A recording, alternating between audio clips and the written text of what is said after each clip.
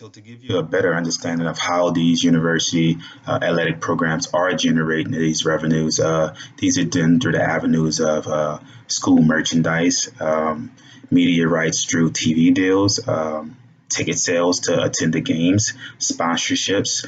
Those all play huge roles into generating that revenue for an athletic program.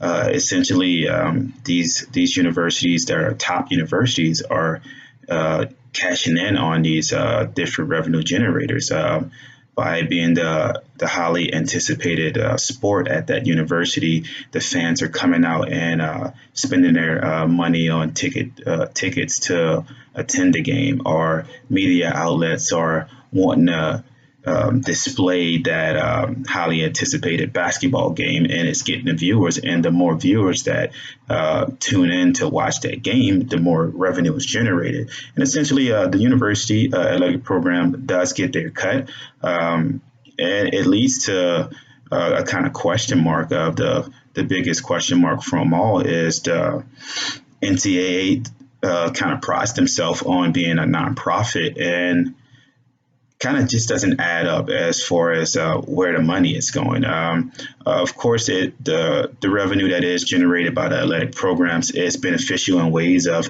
kind of helping funding some of those things that I explained to you, like the scholarships, funding for the teams that are not creating as much revenue to kind of help them get equipment and things of that matter. Is also going into the tutoring programs to kind of help that stay alive. But the amount of money that's being made doesn't match the amount of money that's being given out to student athletes. Take, for example, the NCAA March Madness tournament. Last year, a study showed that they grossed over $1 billion in revenue.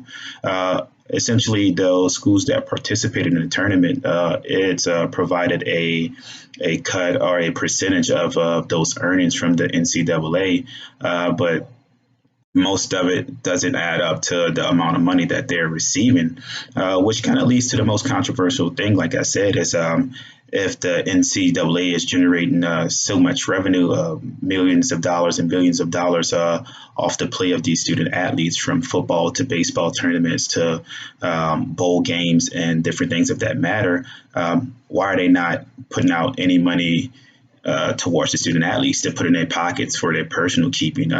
We see college coaches right now, the Nick Sabans making over $3 million a year. We see the president of the NCAA roughly making $1 million salary.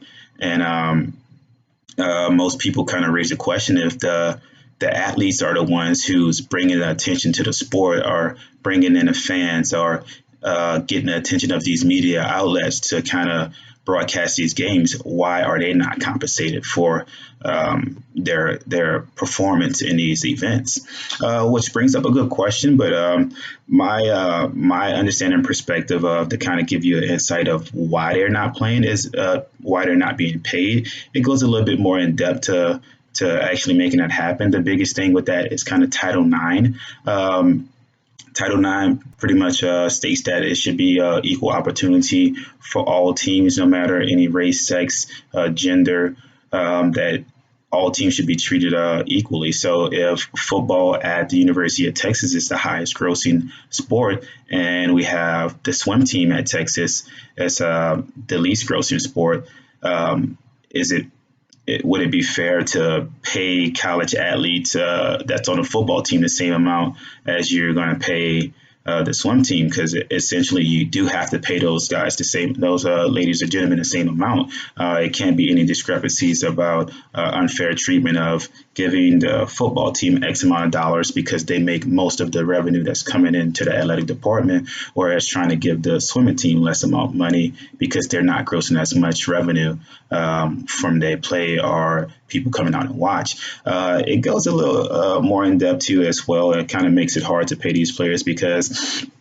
essentially it comes into contracts, and it goes into things of insurance and insuring those athletes, like with workers' comp.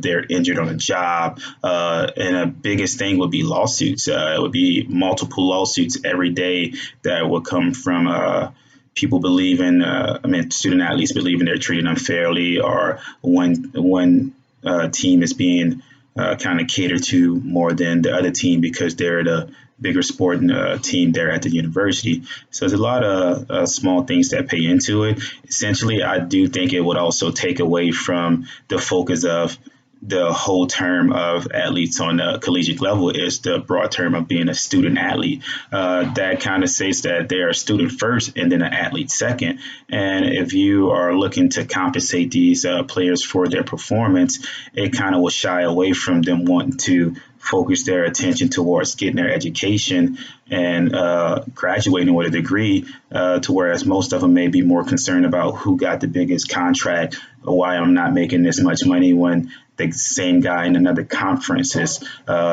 not as good as I am, and he's making more money than me. So it kind of throws a loop into that, and it makes it real hard for you to kind of set up a guideline or a structure to figure out how to compensate players for their performance. Right now, I do believe essentially that what can help would be awarding a bigger stipend for the college athletes. I feel like there's a lot of money left over that you can essentially kind of give a bigger amount of stipend to these athletes to put money in their pocket to take care of those other expenses that are not covered by the scholarships, or things of just a daily life. Because essentially they are playing out there, and there are the reason that the money is coming in. They're legit the cash cows. So I feel they should reap the benefits somehow, some way, if these white collar guys are up top are receiving these $1 million salaries, or coaches getting paid these $3 million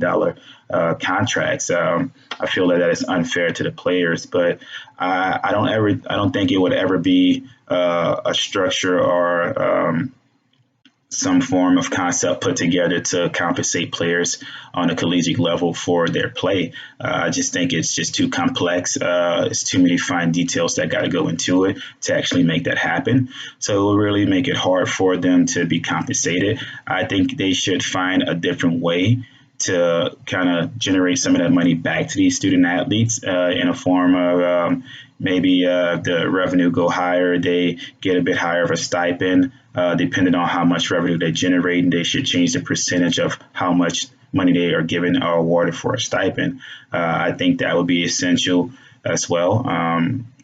So that's kind of a ballpark of everything, kind of giving you the understanding of the rewards that athletes can benefit after high school. Also kind of getting into how revenue is generated on a collegiate level. And then kind of touching a little bit on the controversy of why athletes are not paid or compensated on a collegiate level for their play when they generate so much revenue.